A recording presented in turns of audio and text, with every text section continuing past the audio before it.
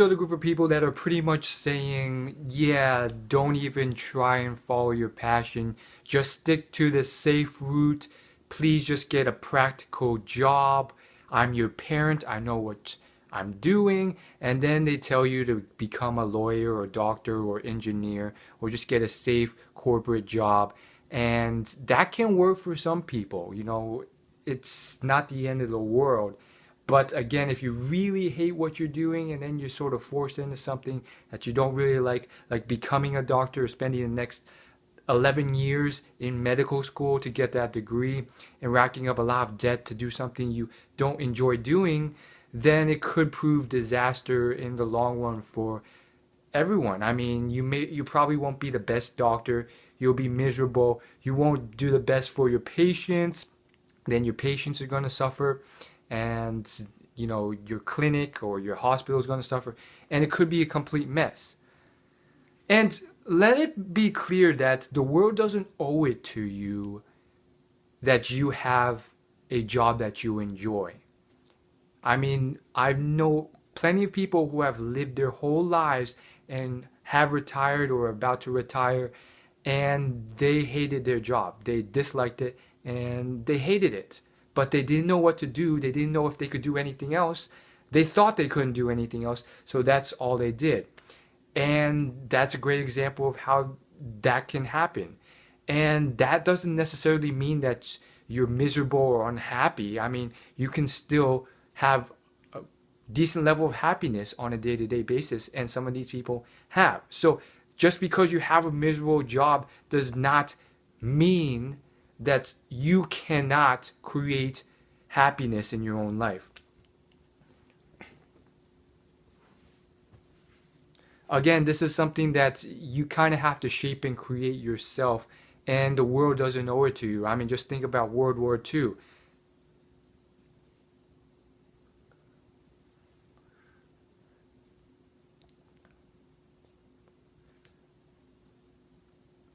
A lot of a lot of crap happened to Jewish people.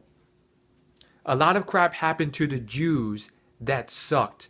And I think about it fairly often just to remind myself about how thankful I am and how blessed I am to not have to go through all that. I mean, think of all the potential Bill Gates and amazing people with all the potential in the world who just because of life circumstances got screwed over, got killed, starved to death, all sorts of stuff during World War II.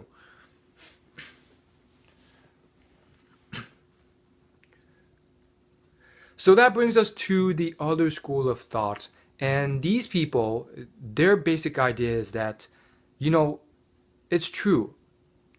You can follow your passion, maybe, but here's the thing, I will find market inefficiencies, and even if it's not something I enjoy, I will pursue that to make a lot of money. And there is some truth to this as well, because there's a few stories I've heard about multi-millionaires and a few billionaires actually. And the billionaire that comes to mind is a guy who did it by growing a garbage disposal industry. And there's also a millionaire I know who did a similar thing as well.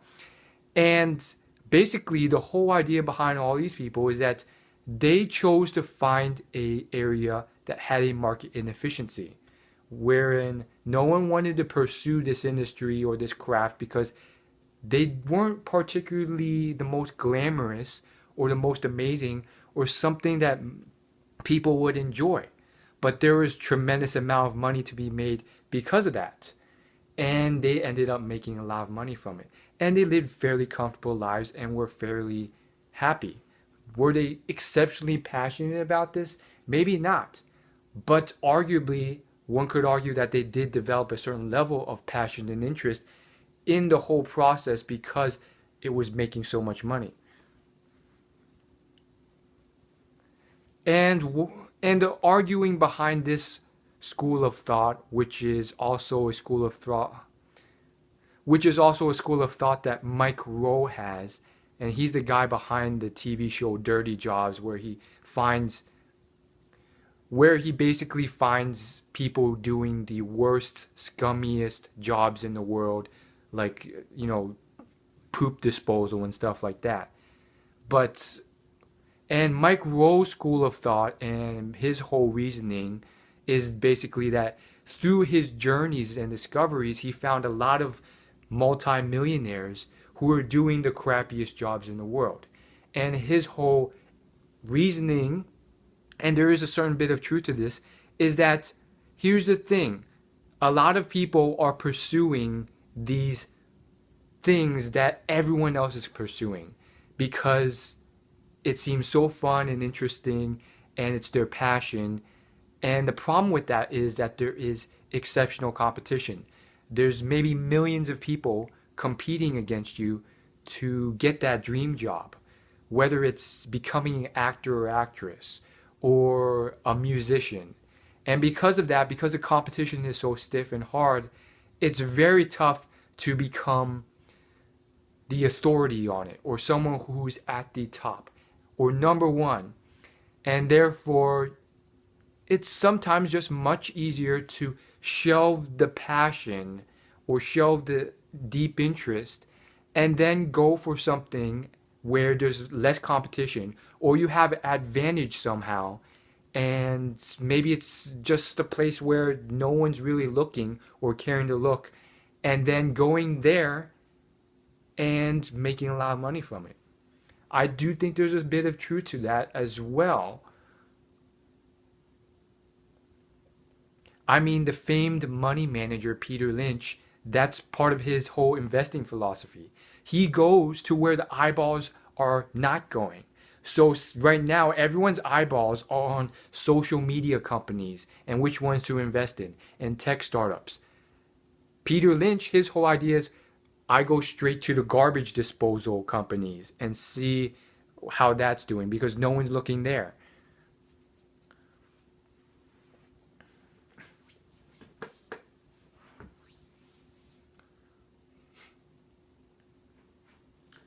So now I'm going to sort of synthesize all these stories and all this stuff and all this information and give you my best comprehensive advice, which may be wrong as well. I mean, it's just my opinion, subject to change in the future, given I learn even more stuff. So here's my advice, I guess you can argue, based off all these different things out there.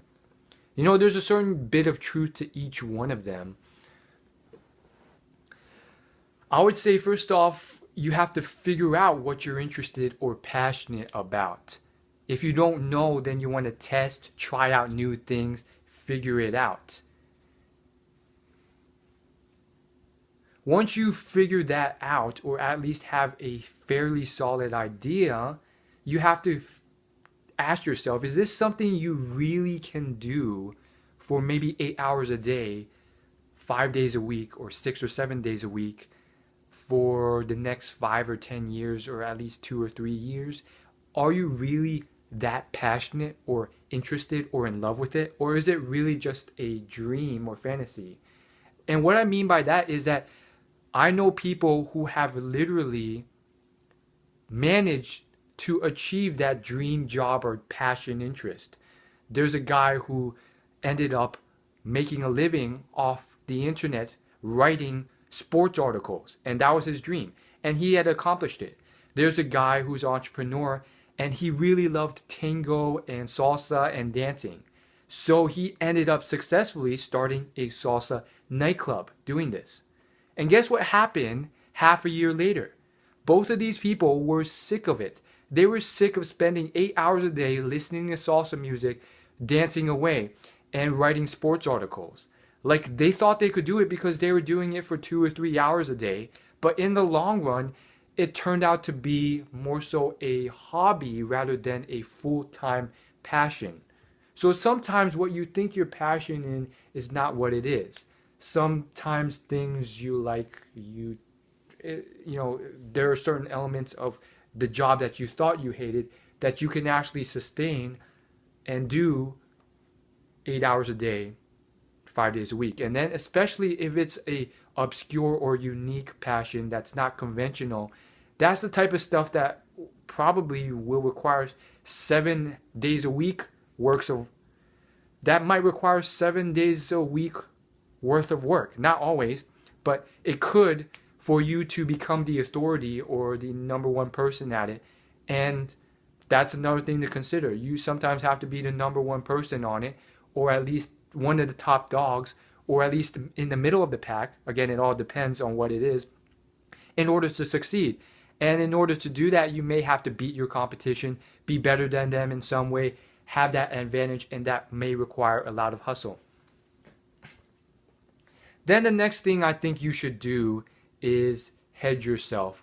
So you don't have to lose out on any of the upside, but at the same time you could protect yourself. So what I mean by this is that you can have your safe job or your safe bet, whether it's, engineering school or becoming a lawyer or medical school, or just your safe job as an accountant, whatever it is. And then in your free time on the side, you can explore this passion and develop it into an actual job and recurring income and so forth. And that's what a lot of people do. I know so many people who have done this, from Sarah Blakely, who was a salesperson and then created her own clothing company on the side. And then the same thing with Sophia. And then the same thing with Sophia Amoruso, who now has this big, clothing vintage style company online called Nasty Gal. And then a lot of YouTubers have done something similar. And so on and so on.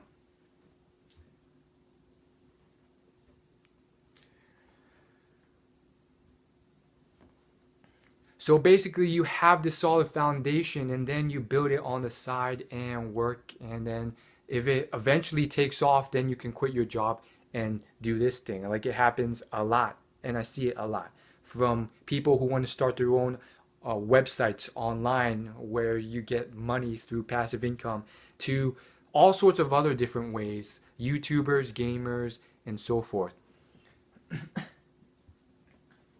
And don't give me this, oh, I don't have the time. If you're working a 40-hour day, if you're working a 40-hour work week, here we have billionaire Elon Musk, who's working 80 to 90 hours a week on his 3 businesses for fun, even though he's already a billionaire. And you're complaining about a 40-hour work week and you don't have the time. And then more so than that, it's like, if you're so passionate and in love with this topic, how come you're not willing to spend, 5 hours a week on top of your work schedule to do this on your free time, if it's truly your passion or the love of your life? Like, that's just the truth of the matter is that that's not your passion, and you're just making an excuse, and you're probably spending more of your free time watching Netflix or entertaining yourself, which is fine, but you just got to be honest with yourself.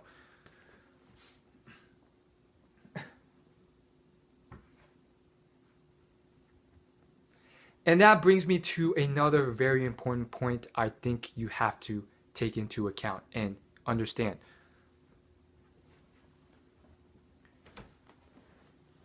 If your passion is mainstream or has a lot of eyeballs on it, you have a lot of competition. And therefore, you really have to step up your game, or be unique, or have some advantage, or do something to put yourself above the other people in some way, shape, or form. So many people want to be professional gamers. So many people want to make a living on YouTube, pranking others, or whatever else, playing video games. And because of the hundreds of thousands, if not millions of people who want to do that, you have a lot of competition and a lot of people pumping out YouTube videos and doing all this stuff along with you. So you have to stand out and, figure some way out of doing this right.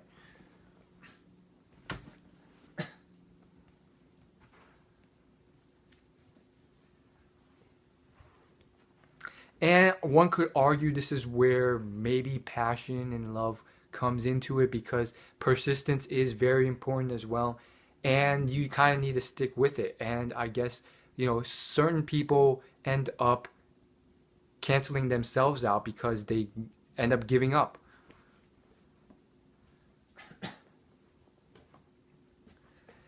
And I think, now is probably one of the most amazing times in the history of the human species to ever be alive, because more than ever in the history of humankind, more and more people are able to do things that were never possible before, in terms of doing something that they actually really enjoy or thought to only be a hobby for a living. Like that, some of this stuff was not possible even 10 years ago. I mean, for instance, PewDiePie, he's like ridiculous. He's making a ton of money just playing video games, and he does a lot of stuff behind the scenes that you don't realize. He edits the videos very well, cuts them, all this stuff. But this guy, 10 years ago, he probably wouldn't be where he was now. So if he was born like 10 years earlier, that's kind of scary to think, but it's true. For a lot of professions and a lot of people, they would not be where they are today. A lot of these League of Legends professional gamers, they are making sometimes a lot of money, six figures, playing video games professionally. And if they were born like 5 years earlier or 5 years before that, that whole scene, YouTube, streaming, video games, that wasn't there. So even if they had the talent and skill, which again is very tough because they have to be in the top 1% of 1% of the millions of people who play that game. But even though they had the skill and talent, because the timing wasn't right, because that wasn't available, they wouldn't have been able to access that, which is kind of scary. So you should be very thankful. I think, for me, despite not having the luck in the sense that, oh, look at all these people, they seem to have just stumbled across this and grown this whole thing, I'm not bitter or angry or jealous or envious in any way. I choose not to be. I mean, I've read and watched and viewed and listened to hundreds of speeches and advice and all sorts of crap from successful people. And at this point, having heard all that stuff, I know that, it's not all served on you on a silver platter. And that's fine. And there's so much opportunity out there. And all this potential for me, if I hustled and worked hard, to potentially make it there. And it's okay if I don't just, luck out and it all just fall down on me. I think I'm very blessed and thankful to have all this potential that most people in the history of humankind did not have. One thing Warren Buffett told Bill Gates was that if Bill Gates was born 100 years earlier, he would have just been some blacksmith. Why? Because a lot of things didn't align. If he was born 100 years ago, he wouldn't have been able to learn about computer programming. He wouldn't have met certain people. He wouldn't have done a lot of things. IBM wasn't around. All these things. Same thing with Steve Jobs and pretty much everyone in the tech industry now who's making a killing. The billionaire Notch, who's behind Minecraft, Steve Jobs, a lot of industries, which is kind of scary when you think about it. So be very thankful. Anyhow, back to the point. So arguably in certain case-by-case situations, you cannot just do this on the side. For whatever reason, you may have to take a risk and shelve your safe job or your safe path and take it full time before you know whether or not it will take off. One example may be like an actual business. If you want to start a business, sometimes you can't just do this, 2 or 3 hours on the side. Sometimes you can.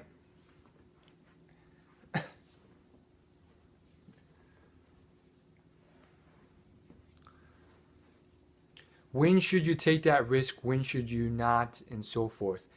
As far as money and finance gets concerned, I think, as a general rule, and this is just, again, my stupid opinion, as a general rule, you don't want to do anything stupidly foolish, like put up $500,000 you don't have in debt to try and launch this ridiculous business. That's a general rule that may be broken sometimes. Again, it's a very case by case situation.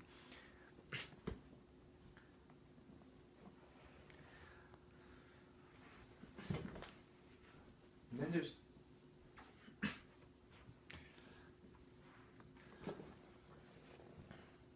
And here's like the general rule that pretty much cements the whole thing. Like, if you are feeling that you will regret this for the rest of your life if you don't do it, or if this is truly something you know for a fact after considering all the stuff I've mentioned before, that this is your calling, this is something you love doing, then you have to try. You have to at least test it and do something. And sometimes that's as easy as doing it on the side. But I think it's a very foolish, stupid thing if you don't at least try or test it out. And sometimes there really is no downside. You just perceive a lot of danger or downside when there aren't one. Again, I'm speaking mainly to the people who are very cautious and scared and, risk averse, rather than those people who are just crazy and then go like $500,000 in debt and then they screw their whole reputation and life over. And what I mean by this is that, some people think that, oh, there's so much potential danger if I screw up and fail and I go bankrupt or whatever else. And it's like, well, sometimes it's not that crazy. Like, if you're investing like $100,000 into a business, that may be kind of crazy. But like some businesses, like as Richard Branson says, like a lot of people think that this, superstar billionaire Richard Branson, who started all these different ridiculous businesses like Virgin Airlines and Virgin Galactic and Virgin Cola and all this sort of stuff. He did all this crazy stuff that required a lot of money and so forth. And one of the things he constantly says is that like some businesses do not require a lot of capital to start. And he references his mother, I think, or was it his mother-in-law? He references someone a lot, and he basically says that she started her business off like $100. So that is, not that much. And the whole idea behind it is that like, if you fail, like what's the worst that can happen? Do you really think that you will starve to death? I want you to research now and find... I want you to research now. Go on Google and find one person who has starved to death in the last 10 years in the United States of America. So worst case scenario, you hit the bottom again and then you work your way up again. Maybe get a few jobs as a waiter, work at McDonald's, not a big deal, and then you work your way up yet again. Or more than likely, it's not even that bad. Let's say you park your med school career on hold for 1 or 2 or 3 years, and then if the business takes off, boom, or the whatever you think whatever you want to do takes off, boom. If not, you go back to doing that thing. That's it. Like really, and then like I know quite a few people who started med school in their 40s or in their 30s or 50s. And you might be thinking, well, who would want to do that? You're so old already, and then you have to spend another 10 years in there. This was something that they were willing to do. And maybe it was it was for a lot of different reasons, and that's fine.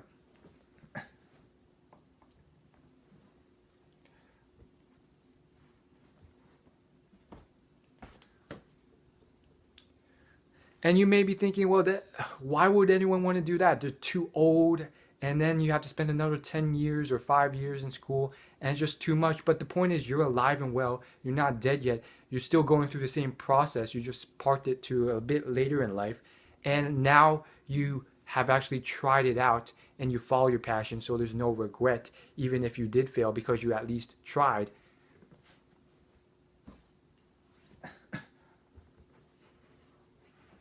And what's this whole big deal about like doing it earlier in life? If that's really such an issue, perhaps it's because you hate med school and you hate the whole process of doing it. and then you just want to get through it as soon as you can so that you can have a job and so forth. Like you can do all that sort of stuff, and you can do all that sort of stuff whenever. And that leads into the question of whether that's truly something you should be doing in the first place.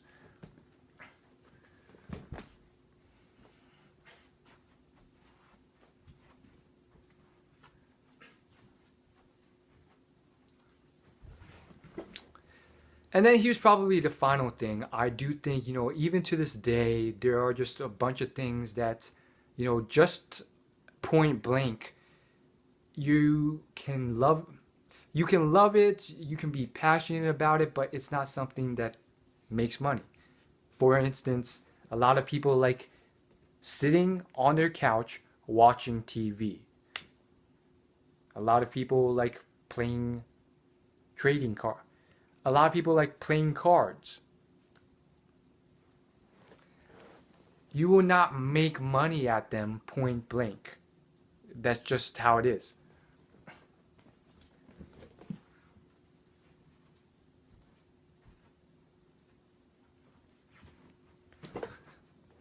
So if you truly want to make this into like an 8 hour a day sort of joy of your life, or at least sometimes it doesn't have to be 8 hours a day. Maybe if you're awesome enough, you can do it 4 hours a week.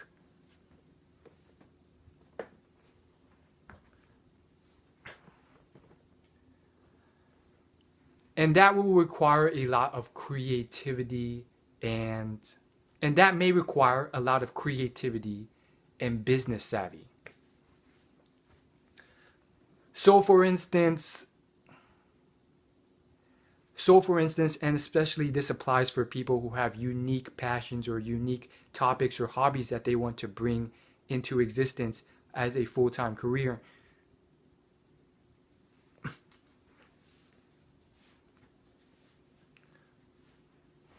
Having business savvy and creativity does a lot.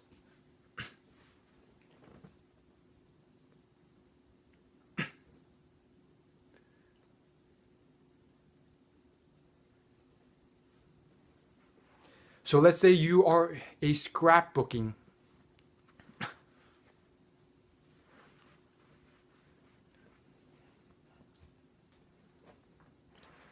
So I've seen this dozens of times.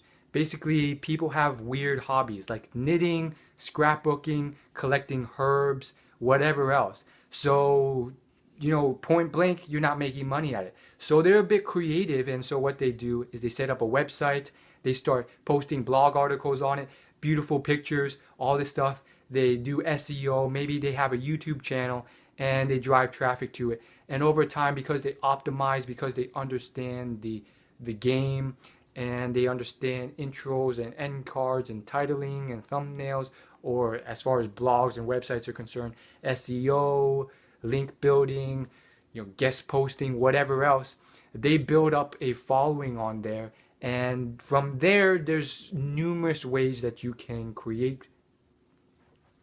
And then from there, there's numerous ways that you can change this into money. I've seen this I've seen this dozens upon dozens of times in different niches now. So for instance, there's membership websites. If you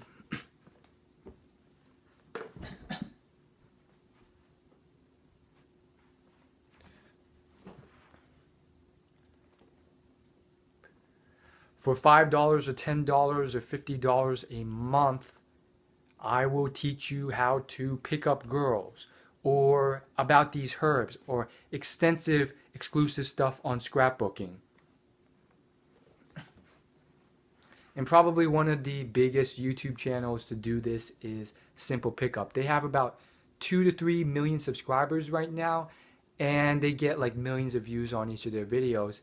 And if you haven't heard, for the last few years, they set up this $5 per month how to pick up girls program called Project Go, and one could just guess how many people sign up for that thing.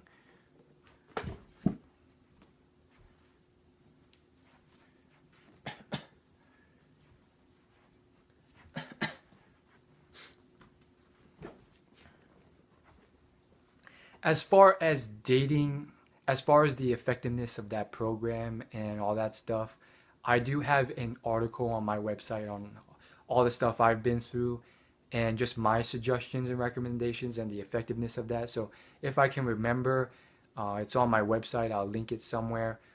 Otherwise, I hope you find it. Otherwise, it's on my website.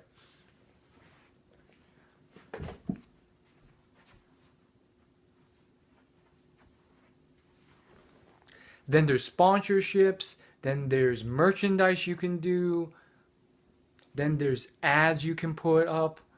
Then there's affiliate deals. Then there's just one-time products like ebooks you can sell, or actual print books, or DVD sets, or video series, or audio programs, or exclusive videos or entertainment content. The list goes on.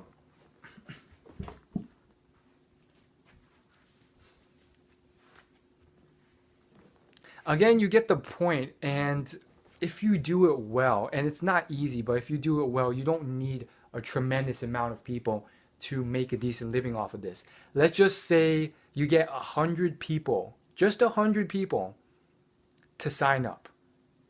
Heck, you can sign up a person a day, or maybe even less than that, like a person a week. And if they, pay for one ebook that costs like $50, or you get 50 people to sign up for a $10 per month course, that's $500 a month. And if you do more, that's even more than that. So that's quite incredible. It's not millions of people that you need to sign up, just 50 or 100.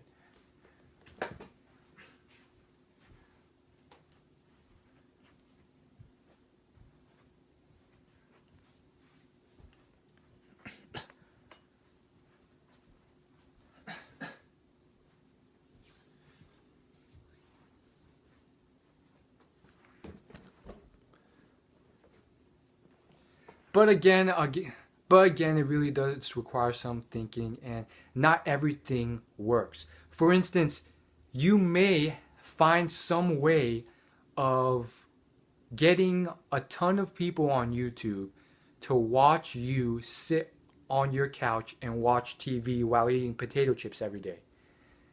But the thing is, maybe for whatever reason, for your own privacy, you don't want that. You would not have a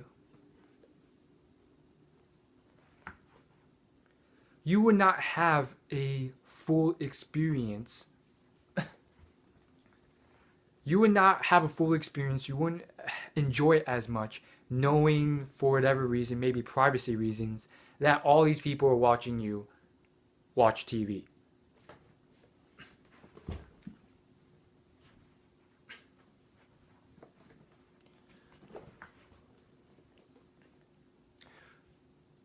And quite frankly, there's a lot of hate on YouTube.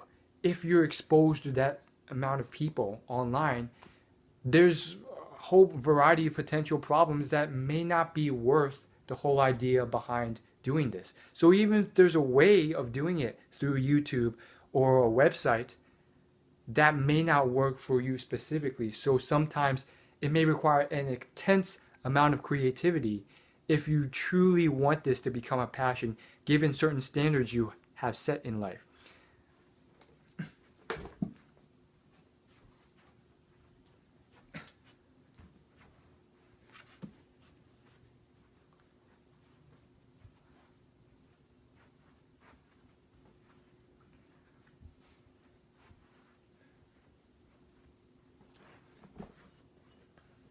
I mean, for me, for instance, I have done a few vlogs, and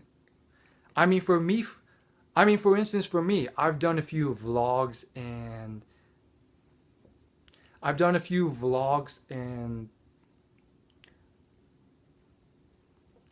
vlogs and videos of me trying to get better with girls and showing me going to places and working on that and so forth. And I got a lot of hate. And guess what? I got hate, which I could tolerate. I got hate, which I could tolerate. I got dislikes, which I could kind of tolerate. And then I got privacy issues, which I wasn't that great about. And I also got, which I wasn't too happy about.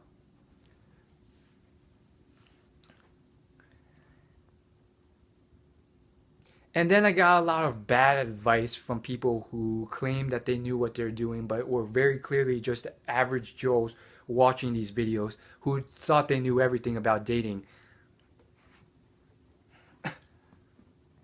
And I didn't need all this stuff blasted at me. And then on top of that, you got these.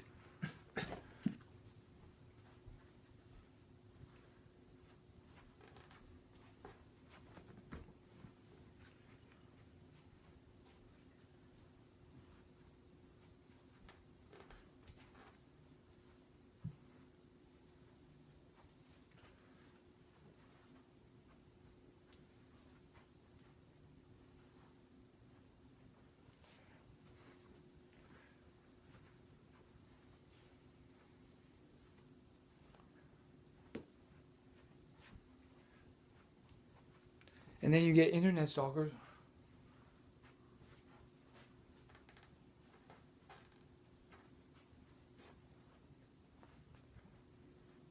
And then you get internet stalkers.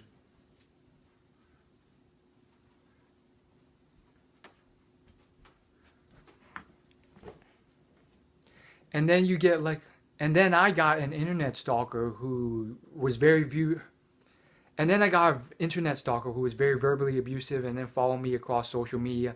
And then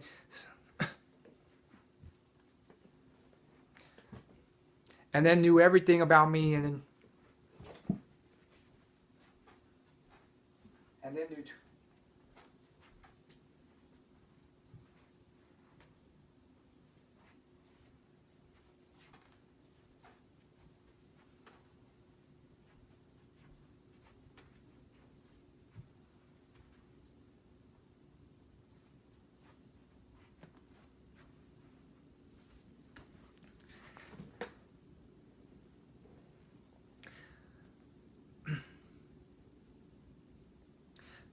sometimes certain things won't work out.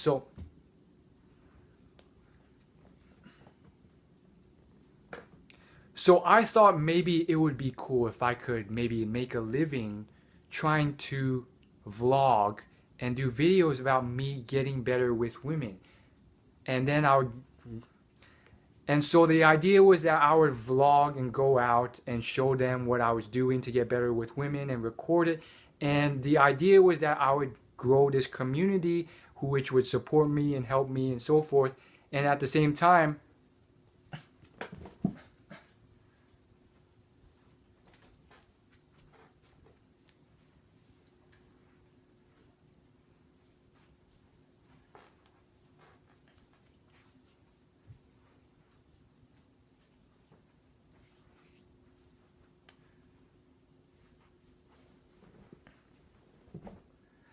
at the same time, maybe one day I would get, and at the same time, maybe one day I could do this for full time or at least part time, make a living off of that. And on top of that, I'd have this great community and I'd get better with women.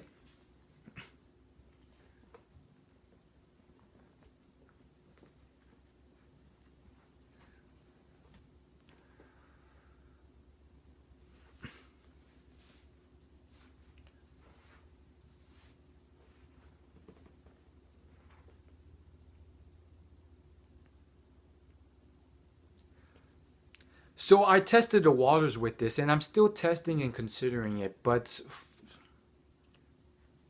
to be honest, this is just an example of how some things may not be worth it.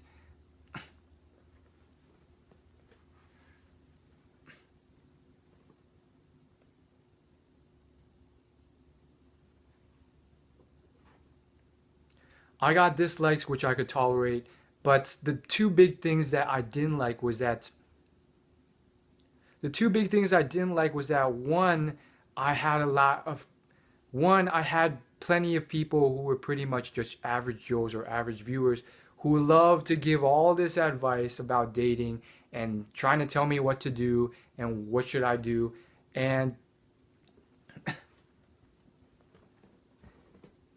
and and for some reason they were like they knew everything about dating.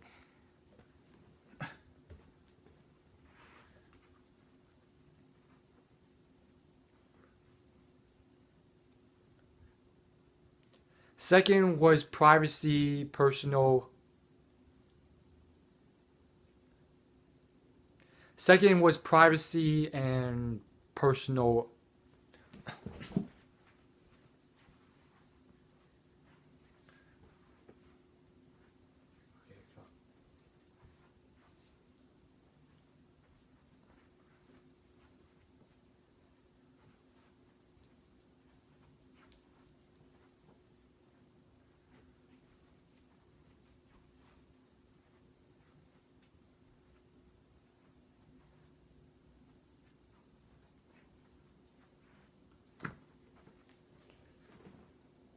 Second, you can end up getting a lot of very negative abuse and just a lot of pain. People just saying horrible things to you, doing the opposite of supporting you, which is preying on your insecurities and saying, "Oh, you'll never make it, you'll never do anything," blah blah blah, which is, hard to deal with. And then especially if they know too much about you and then they follow you around and then you can't go anywhere on social media with them without them blasting it at you. That's not ideal towards what you thought would happen.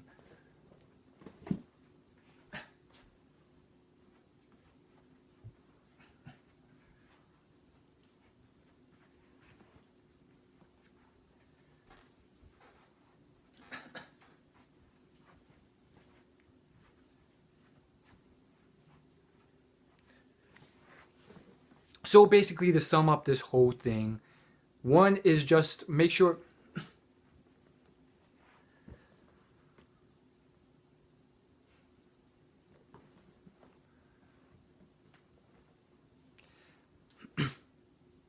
So to sum up the entire thing,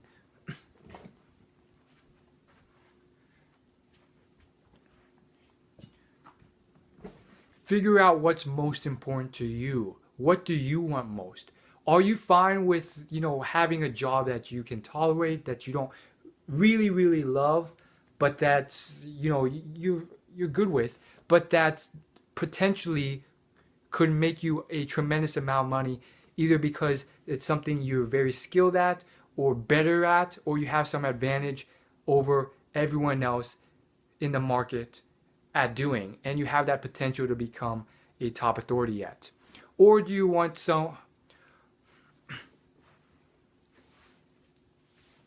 or are you more concerned about doing something you love, that you're very passionate about, that you're interested in?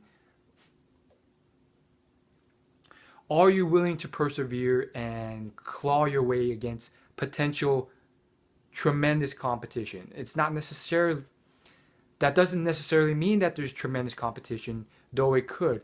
Are you willing to persist? And if so, are you sure that you have some potential or advantage so that you can become one of the best or the authority at that specific field compared to your competition?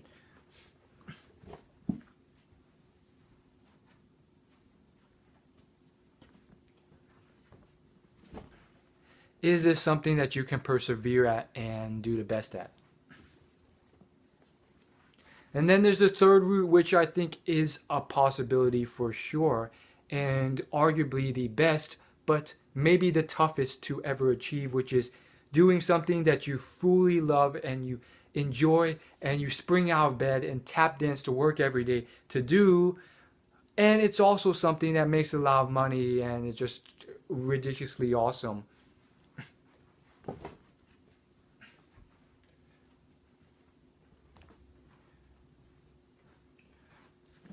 And you're not just trying to get by, And you're not just trying to get by or pay for rent and food, but actually knock it out of the park at doing this as well in terms of how much money you're making. And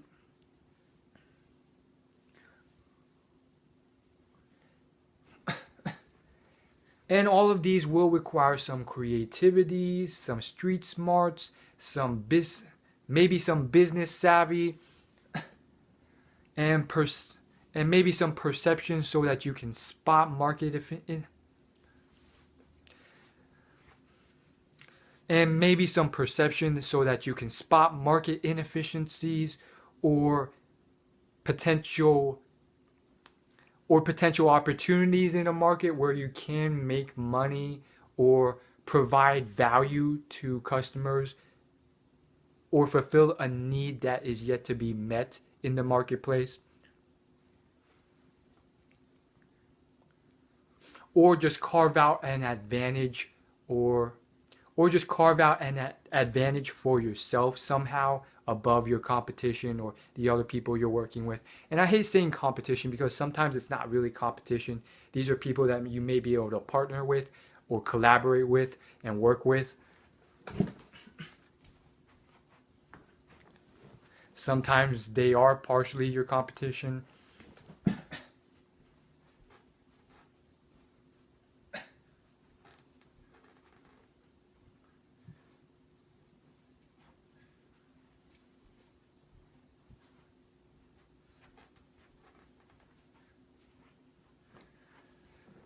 And then once you figure that, and then once you decide where you're at, then you can pursue this either on the side so that you keep your safe job or your current job so that you can pay for food and rent or whatever. And then slowly grow this into the great thing that you once created. Or maybe that will require you to shelve your current job, use your savings, and then take a chance for a year, maybe half a year, a couple months, whatever else.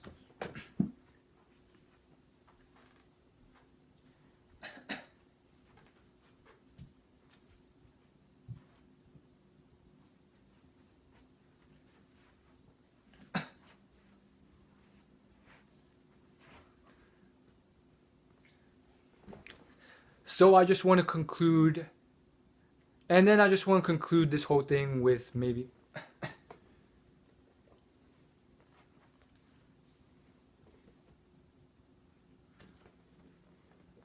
and then as far as giving up goes, sometimes if it's really something you really love and you're passionate about, and you always have hope, you can't give up too early. So sometimes it may require your fifth or sixth or 10th failure. I've seen that a lot with many successful entrepreneurs.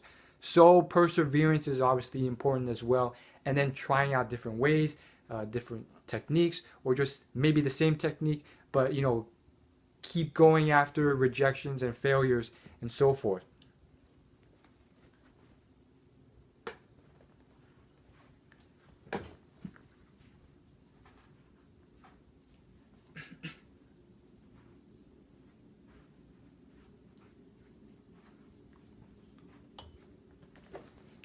So I'll just give you an example for me to sort of give you maybe something to construct. So one thing that I like doing, or I think I like doing, is being around a lot of really fun, funny personalities and attractive girls. So how would I possibly make this into a career? Well, in the last 100 years, it's more so becoming possible than it's ever been in the history of thousands of years of human civilization, especially nowadays. So, so there's a nationally syndicated talk show. That's very tough to do. Then there's maybe kind of doing this, but not really, which is like starting a magazine like Playboy. But that's more so taking photos and all that stuff and not really the actual heart of what I like doing. And then and then another possibility is what we see on YouTube. And there's a couple YouTubers doing this in a comedic way where they're interviewing girls in bikinis. The top three that come to mind on YouTube who have large followings are Overboard Humor, Simple, Sexy, Stupid, and Patty Mayo Pranks.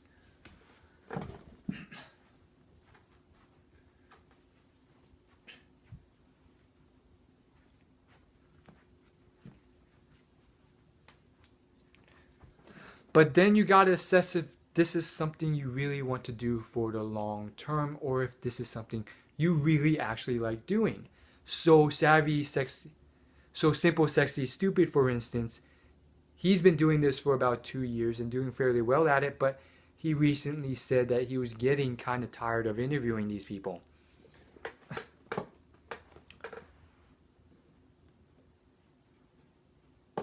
Second, you have to consider and really dig down to whether this is actually what you like. And partially that's not actually what I like, because I learned that a lot of attractive girls are either very mean, don't want to talk to me, or I've learned that some attractive girls are very mean or horrible people. And therefore, not all of them are people I really want to talk to or would have a good time talking to.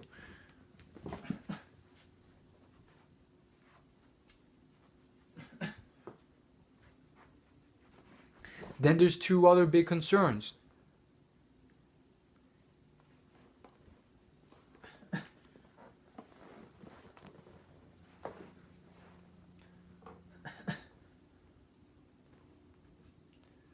Then there's two other big concerns.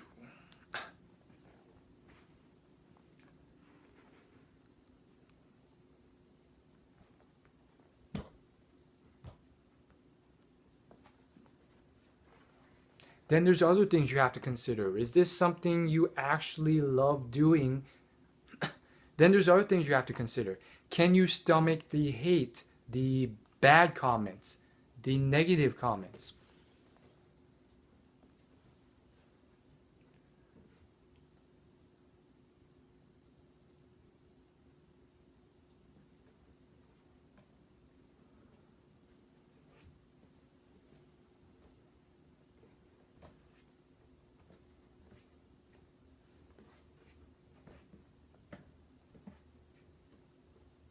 Is this what you really want, or do you just want to date these girls? If you want to date them, then there's much faster ways of doing that, and without all the hocus pocus of editing the videos and all that stuff.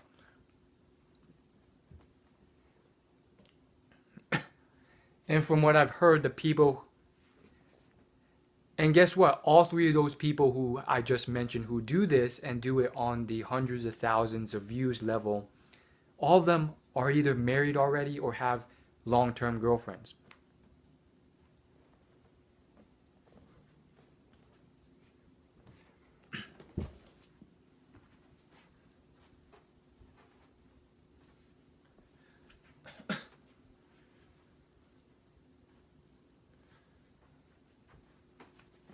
So the basic idea of this example is to show you that ultimately it kind of moves towards two areas. You kind of have to consider whether this is something you really want to do, and then one area moves to, well, how can I be creative enough to do this?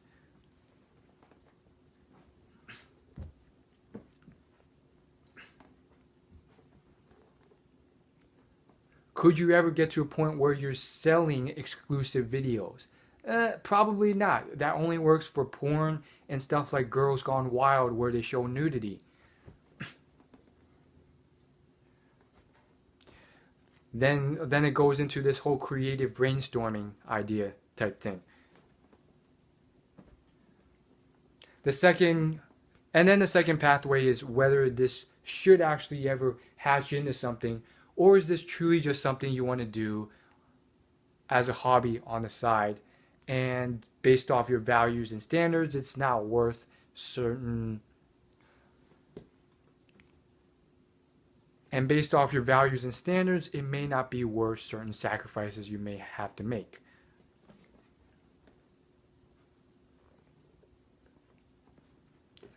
either personal standards or either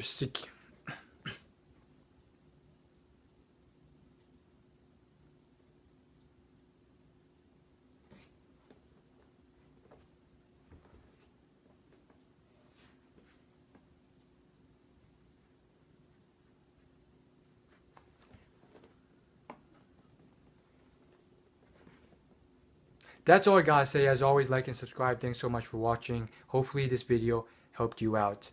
And I think I covered everything. I really hope I covered everything just to give you a whole idea of the entire spectrum of things.